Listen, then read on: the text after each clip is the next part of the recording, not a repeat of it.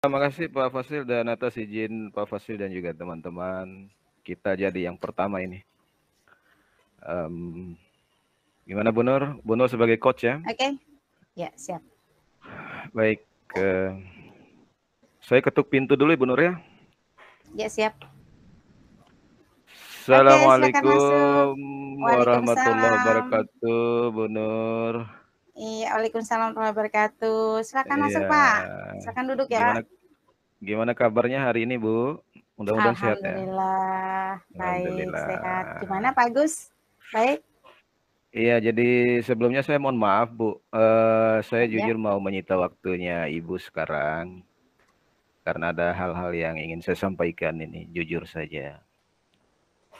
iya, Jadi, baik. Iya, iya, baik Pak jadi Agus. Iya. iya Bu. Tadi juga Pak Agus sudah menelpon ya, minta waktu saya karena ingin bercerita.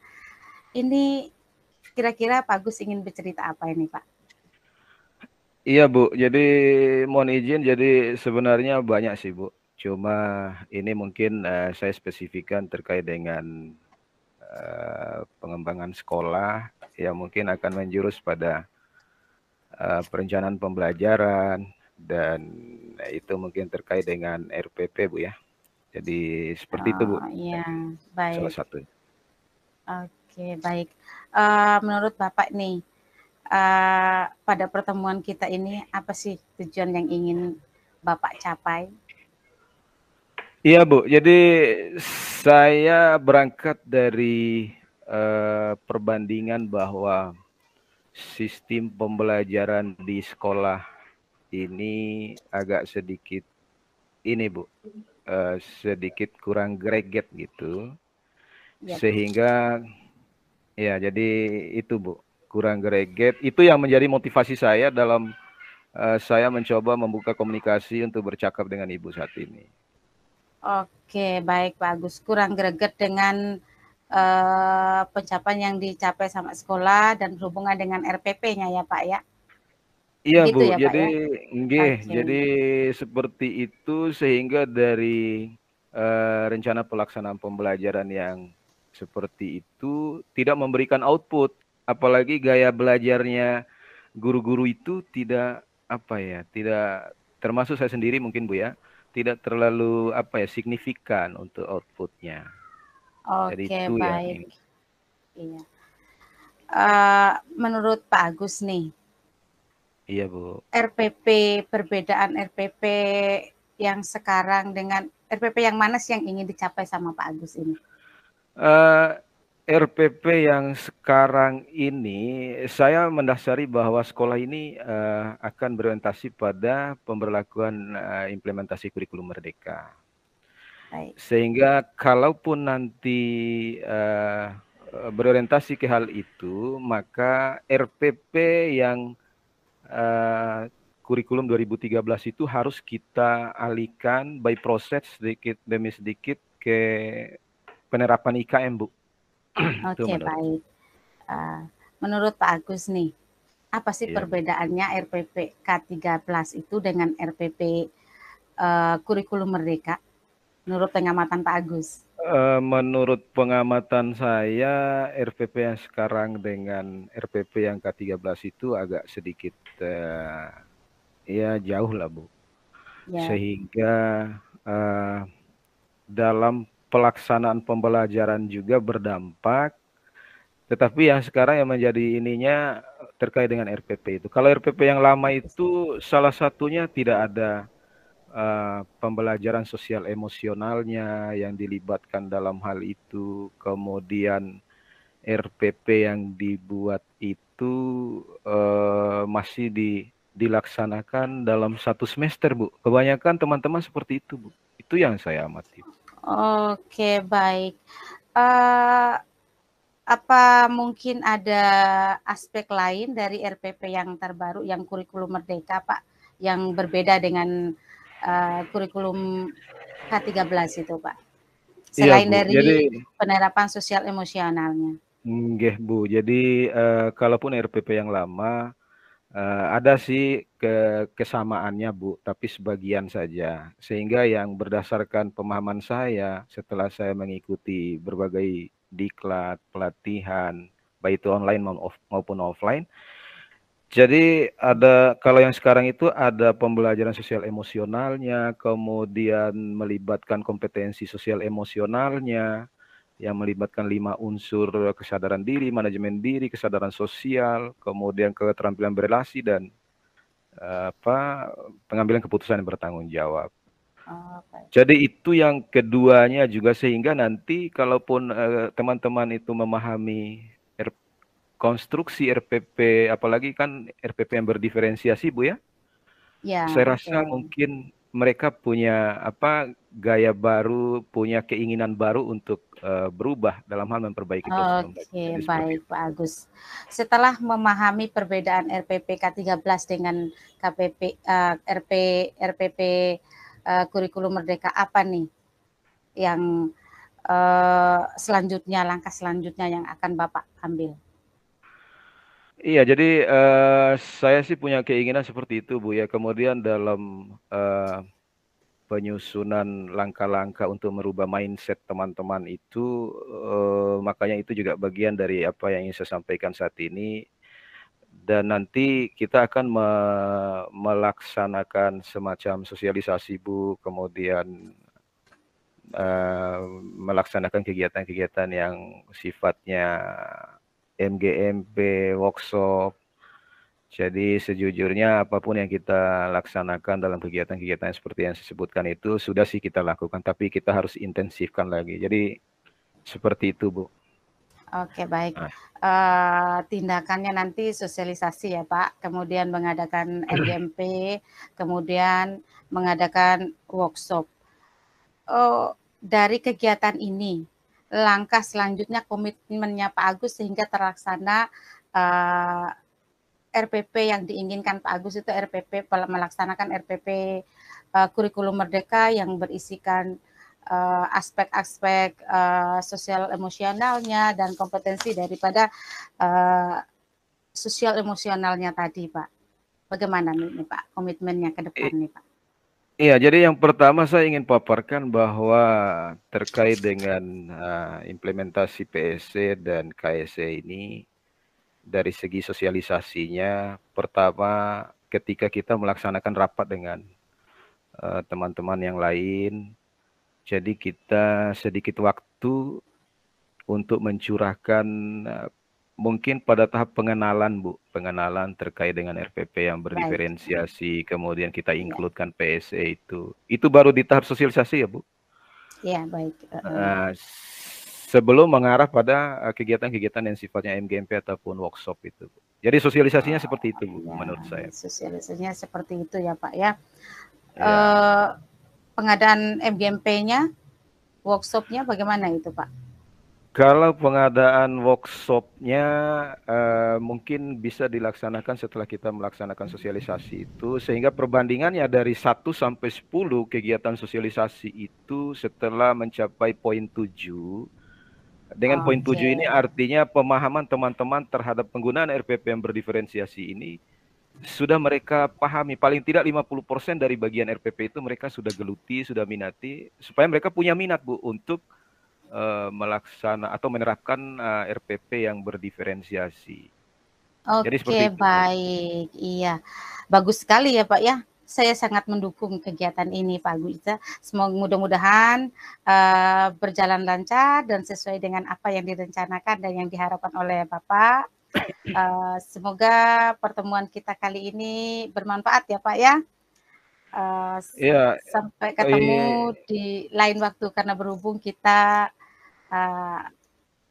ada kegiatan iya. lain ya, Pak ya. Ya, kayaknya ada orang ini yang mau masuk ruangan ini. Siapa ya kira-kira? Assalamualaikum Masuk. Pak, bisa masuk? Waalaikumsalam warahmatullahi wabarakatuh. Wah, ini kayaknya suaranya Bu Nur ini. Saya nih Silakan Pak. Bu. Iya Mudah-mudahan benar. Pak. Boleh Iya, duduk ya iya, Pak ya? waduh. Silakan Bu dengan Oke, senang maaf hati. ya Pak. Saya ingin menyita Iya, waktunya Bapak barang 15 oke. menit ya Pak. Boleh ya Pak? Iya, enggak apa-apa Bu. Lama-lama juga Oke. bisa. Terima kasih. Oke. Uh, Apa ini kira-kiranya? Kira-kira untuk pertemuan kita ini kita berkomunikasi tentang apa ini? Percakapannya tentang apa ini? ya, begini Pak. Iya, Saya iya, iya. ini punya permasalahan yang sedang saya hadapi dalam proses pembelajaran saya di dalam kelas, Pak. Oh gitu ya. Murid-murid saya itu kurang termotivasi untuk skill pembelajaran saya, tepatnya di bagian skill reading, speaking, Pak. Oh gitu Tidak ya. mau speak Oke. up, itu permasalahan saya, Pak. Oh iya, iya, iya. Berarti Iya, untuk yang dibicarakan ini terhadap proses pembelajaran yang spesifikasinya pada skill speaking ya Bu Nur. Benar ya? iya, betul sekali, Pak. Oh iya. Jadi Saya berdasarkan ingin mencari, ya, oh seperti itu. Jadi pengamatan dari dua poin ini yang Ibu rasakan seperti apa sih? Mungkin setelah Ibu mencoba untuk menerapkan proses pembelajaran yang khususnya pada speaking ini seperti apa? Pengalamannya, pengalamannya. pengalamannya yang saya amati di siswa saya itu, Pak, ketika disuruh Iya, diminta untuk speaking, iya. mereka diam, Pak. Diam Oh, dalam diam. artian yang saya pahami kenapa mereka diam, mungkin mereka Iya. kekurangan dari vocabulary-nya, Pak. Mereka tidak memahami, tidak ada vocabulary sama sekali, sehingga mereka Oh, iya. tidak tahu apa yang harus mereka ucapkan, Pak. Oh, gitu ya. Kemudian ya, sama Terus apa kurang, lagi selain dari vocabulary apa lagi? oh iya, Pak. Yang saya amati lagi itu kurangnya mereka berlatih untuk bercakap atau berdialog meskipun sudah diberikan semacam teks conversation begitu, Pak, tapi mereka tidak ada keinginan untuk melatih Oh, begitu. seperti Iya, itu iya, ya. iya, iya.